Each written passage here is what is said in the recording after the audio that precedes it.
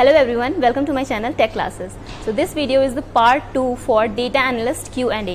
Part 1 मैंने पहले अपने चैनल पे अपलोड कर दिया है. अगर आपने नहीं देखा हो तो उसको ज़रूर देखिएगा. उसमें भी बहुत सारे ऐसे क्वेश्चंस हैं जो अगर आप data analyst as a career choose करते हैं तो आपके माइंड में पक्का से वो डाउट आया होगा.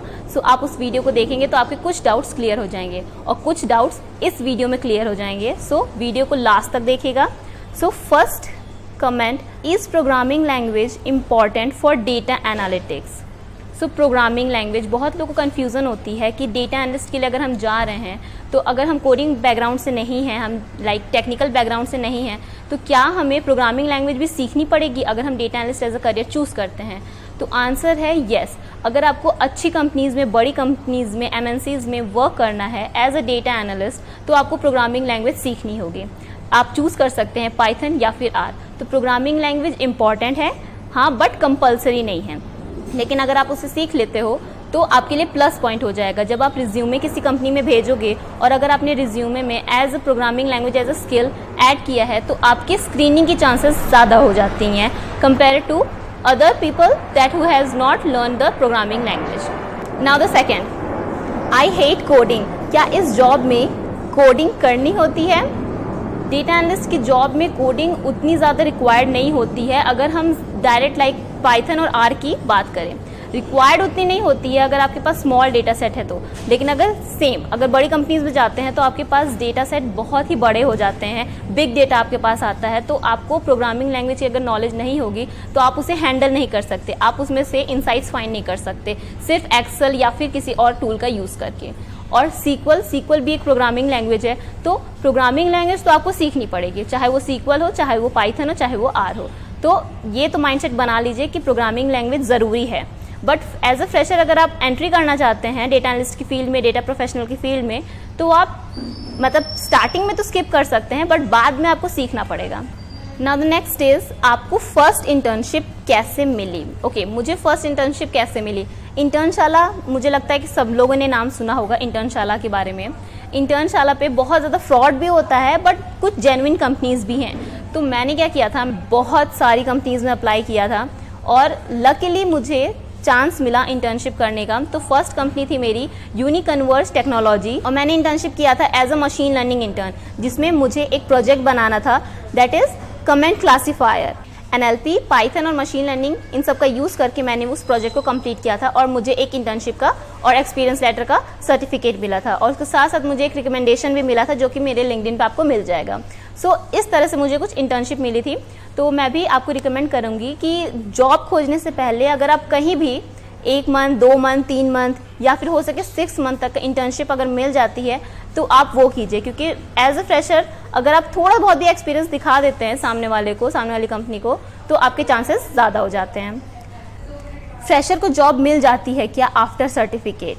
आफ्टर सर्टिफिकेट तो पॉसिबल नहीं है कि आप सर्टिफिकेशन कर लिया और आपको जॉब मिल जाएगी, ऐसा कुछ नहीं होता. ठीक है, अगर आपके पास नॉलेज है, सर्टिफिकेशन कर लिया वो तो अच्छी बात है, वो आपको रिज्यूमे में आप ऐड कर सकते हो, वो अच्छी चीज़ है. बट अगर आपके पास नॉलेज है तभी आप इंटरव्यू क्रैक कर पाओगे, या फिर आपका रिज्यूम जितना ज़्यादा आप स्किल्स दिखा सकते हो उतना स्किल्स दिखाइए, प्रोजेक्ट्स अच्छे बनाइए. लेकिन सर्टिफिकेट्स के बाद जॉब नहीं मिलती है. ऐसा मत सोचिएगा, ये माइंडसेट लेके मत चलिएगा कि सर्टिफिकेट मैंने कर लिया अब तो मुझे जॉब यूँ मिल जाएगी, ऐसा कुछ नहीं होता है. मैम, क्या डेटा एनालिस्ट और डेटा साइंटिस्ट का काम सुबह 10 से शाम के 6 की शिफ्ट में होता है या फिर रोटेटिंग शिफ्ट होता है? तो इस क्वेश्चन का आंसर तो ऐसा है कि वेरिएबल है depending on the company. Companies जैसे अगर बाहर की कंपनीज है तो मे बी आपको नाइट में शिफ्ट नाइट में वर्क करना पड़े. इंडिया की कंपनी है तो आपको डे में वर्क करना पड़े, तो डिपेंड करता है. और किसी कंपनीज में 8 वर्किंग आवर्स होते हैं, किसी कंपनी में 9 वर्किंग आवर्स होते हैं. सो टाइमिंग तो फिक्स नहीं है बट हाँ, कंपनी पे डिपेंड करता है कि आपको कितना टाइम देना है. मिनिमम लेकिन 8 आप मान के चलिए कि आपको एक दिन में 8 घंटे तो कंपनी को देना ही है काम करते हुए. सिस्टर, आपके कितने राउंड हुए थे? I know R, SQL, Tableau, machine learning. Interview कितने राउंड में होता है, प्लीज़ टेल मी.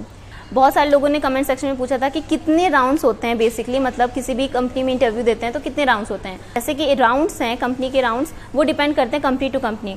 कोई कंपनी होती है जो 2 राउंड में ही आपको क्वालिफाई कर देती है, कोई कंपनी होती है जो 4 से 5 राउंड भी लेती है.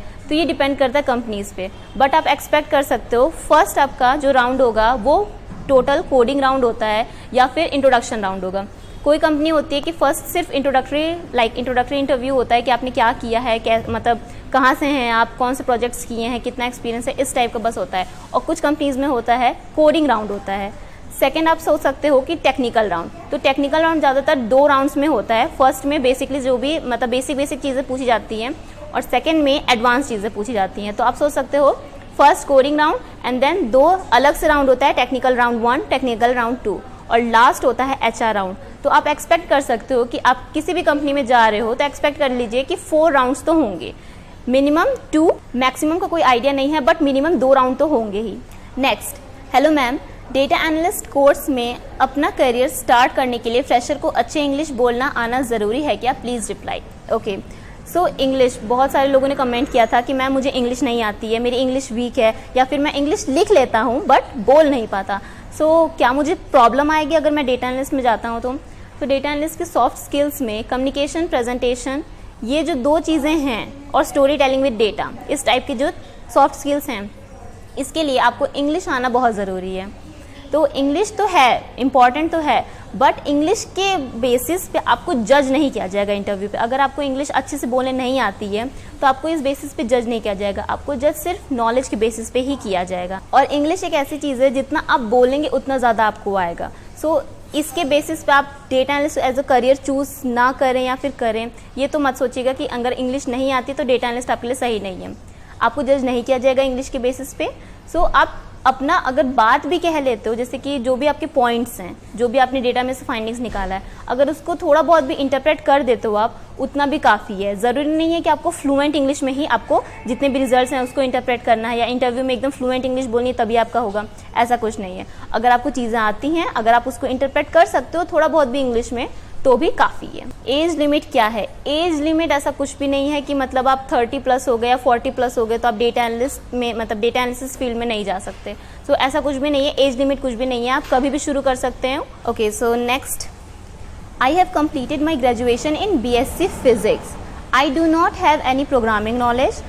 Can I switch my career to data analytics and data science studying the 6 months course from Immaticus Learning Institute? I don't know how to pronounce that. Is it good? What is your opinion? Okay, तो अगर आपने graduation किया है, मैंने पिछले वाले video में भी बताया था, पार्ट 1 में भी बताया था कि आप किसी भी टेक्निकल बैकग्राउंड से आए हो, किसी भी नॉन टेक्निकल बैकग्राउंड से आए हो, डेटा एनालिस्ट एक बहुत ही अच्छा करियर है। अगर आपको ग्रोथ चाहिए अपने करियर में, अच्छे पैकेज चाहिए, तो आप इस करियर को चूज़ कर सकते हैं। Mathematics required as a fresher for data analyst and workload on fresher, is it interesting? Mathematics का आंसर मैंने पार्ट 1 में दे दिया है, तो आप उस पार्ट 1 की वीडियो को देख सकते हैं। उसमें मैंने सब कुछ बताया कि मैथमेटिक्स में क्या इंपॉर्टेंट है और आनी चाहिए या नहीं आना चाहिए for data analyst. So second question का मैं आंसर दे देती हूँ। As a fresher for data analyst workload क्या होता है? वर्कलोड ऐसा है कि अगर आप किसी भी कंपनी में न्यू ज्वाइनिंग मतलब एज अ न्यू ज्वाइनिंग करते हो तो वर्कलोड पहले तो ज़्यादा नहीं रहता, क्योंकि आप उस टाइम सीखते हो उस कंपनी के काम करने का तरीका। तो स्टार्टिंग में तो नहीं रहेगा, but depending on the companies, like अगर उनके पास बहुत ज़्यादा डेटा है, उनके पास रेगुलर इंटरवल में बहुत डेटा आता रहता है, तो आपका वर्कलोड में भी थोड़ा ज़्यादा हो। आपके डेली वर्क में क्या इंक्लूड होगा? आपको डेटा दिया जाएगा, प्रॉब्लम स्टेटमेंट दिया जाएगा और उसके बेसिस पे आपको इनसाइट्स निकाल के अपने मैनेजर को या फिर स्टेक होल्डर्स को प्रोवाइड करना होगा। तो इसी टाइप का कुछ काम होता है डेटा एनालिस्ट का। ओके, नेक्स्ट बहुत इंटरेस्टिंग क्वेश्चन है। बहुत लोग को ये भी डाउट रहता है और बहुत लोग इस फ्रॉड में फंस भी जाते हैं। सो दिव्यांश ने पूछा है, एक चीज़ बताना। ओके, बता देते हैं। डेटा एनालिसिस टाइपिंग वर्क में बोल रहे हैं इंटरव्यू आके दो, अगर पास होते हो तो कंपनी से वर्क परचेज करना होगा और फर्स्ट सैलरी में वो रिफंड होगा। तो बहुत सारी कंपनीज ऐसे बोलते हैं। एक तो होता है बॉन्ड के लिए, ठीक है। दूसरा होता है कि आपको वर्क परचेज करना पड़ेगा, मतलब आपको हमें पैसा देना पड़ेगा तब जाके आप काम करेंगे। तो ये सब जो फ्रॉड्स टाइप के होते हैं, कुछ कंपनीज मतलब ठीक भी होती है कि हाँ ठीक है रिफंड दे भी देगी, बट इस टाइप के कंपनी में काम नहीं करना चाहिए। अगर वो खुद ही बोल रही है कि पहले आप खरीदो हमसे काम, उसके बाद हम देंगे, ऐसा कुछ नहीं। कंपनी के लिए अगर आप काम कर रहे हो तो आपको पे वो कंपनी करेगी। तो इस टाइप के फ्रॉड्स में तो मत फंसिएगा। Next, is it important to have computer science in class 11 और 12 और we can become data analyst with any of the stream and from which stream you are? I am from math stream.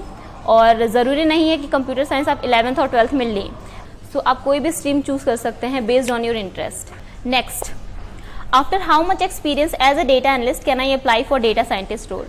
तो ये भी बहुत लोगों को confusion रहता है कि मैम डेटा एनालिस्ट के लिए कितना टाइम मुझे देना चाहिए, उसके बाद मैं डेटा साइंटिस्ट के लिए अप्लाई कर सकता हूँ। सो मैक्सिमम आप 1 साल 2 साल दे सकते हो अगर आपको मशीन लर्निंग की नॉलेज हो जाती है। लाइक आपने डेटा प्रोफेशनल फील्ड में data analyst as a career से स्टार्ट किया है, उसके बाद अगर आप मशीन लर्निंग 1 साल में ही सीख लेते हैं तो भी आप डेटा साइंटिस्ट के लिए स्विच कर सकते हैं। अगर आपको 2 साल लगते तो भी आप डेटा साइंटिस्ट के लिए स्विच कर सकते हैं। बट 1 साल का एक्सपीरियंस तो मस्ट है। 1 साल के एक्सपीरियंस के बाद ही आप as a data scientist switch कीजिएगा। नेक्स्ट क्वेश्चन, वर्क क्या होता है डेटा एनालिटिक्स में? प्रॉब्लम कैसी होती है? मैम आपने कहाँ से सीखा? ओके, मैंने कहाँ से सीखा? मैंने कोर्सेरा पे कोर्स किए थे, जितने भी डेटा एनालिस्ट के कोर्स थे, डेटा साइंस के कोर्स थे, और फिर यूट्यूब से या फिर लाइक ब्लॉग से, मैंने इन सब चीज़ों से ही बस डेटा एनालिस्ट और डेटा साइंस, मशीन लर्निंग, ये सारी चीज़ें सीखी हैं। डेटा एनालिटिक्स का वर्क, कुछ लोगों को ये भी कन्फ्यूजन होती है कि ठीक है डेटा एनालिस्ट अगर हम करियर चूज़ करते हैं तो हमें करना क्या होगा? तो कुछ नहीं है, सिंपल सी चीज़ है। अगर आप डेटा एनालिस्ट किसी कंपनी में ज्वाइन करते हो तो सबसे पहले आपको क्या दिया जाएगा? आपसे एक्सपेक्ट किया जाएगा कि अगर हम आपको कोई प्रॉब्लम स्टेटमेंट दें तो उसके बेसिस पे आप एक सॉल्यूशन हमें प्रोवाइड करें। ठीक है, सॉल्यूशन प्रोवाइड करेगा डेटा एनालिस्ट। तो वो सॉल्यूशन कैसे फॉर्म में हो सकता है? रिपोर्ट्स की फॉर्म में हो सकता है या फिर डैशबोर्ड्स की फॉर्म में हो सकता है। तो प्रॉब्लम स्टेटमेंट कुछ भी हो सकता है, किसी भी डोमेन का हो सकता है। जिस भी डोमेन की कंपनी में आप जा रहे हो उस डोमेन का प्रॉब्लम स्टेटमेंट होगा। उसके बेसिस पे आप ही को रिसर्च करना पड़ेगा, डेटा फाइंड करना पड़ेगा, and then based on that data you have to explore the data, clean the data, interpret the results. ये सारे जो काम होते हैं ये डेटा एनालिस्ट के काम होते हैं और ये रेगुलर बेसिस पे भी उन्हें करना होता है। सो इसी के साथ क्वेश्चंस खत्म होते हैं। अगर आपके मन में भी कोई और डाउट हो डेटा एनालिस्ट के रिलेटेड या फिर डेटा साइंस के रिलेटेड, आप कमेंट सेक्शन में ज़रूर पूछेगा और मे भी हो सकता है नेक्स्ट वीडियो में जो भी आपके क्वेश्चंस हैं मैं उस पर वीडियो बनाऊँ। सो प्लीज़ कमेंट सेक्शन में ज़रूर बताइएगा कि आपको ये वीडियो कैसी लगी, आपका डाउट क्लियर हुआ कि नहीं, या फिर अगर कोई और डाउट है तो आप उसे भी कमेंट सेक्शन में पूछ सकते हैं। और जिन लोगों ने पार्ट 1 अभी तक नहीं देखा है वो ज़रूर देख लीजिएगा। और अगर आपको वीडियो अच्छी लगी हो तो लाइक और सब्सक्राइब कीजिएगा और ऐसी वीडियोज़ को देखने के लिए।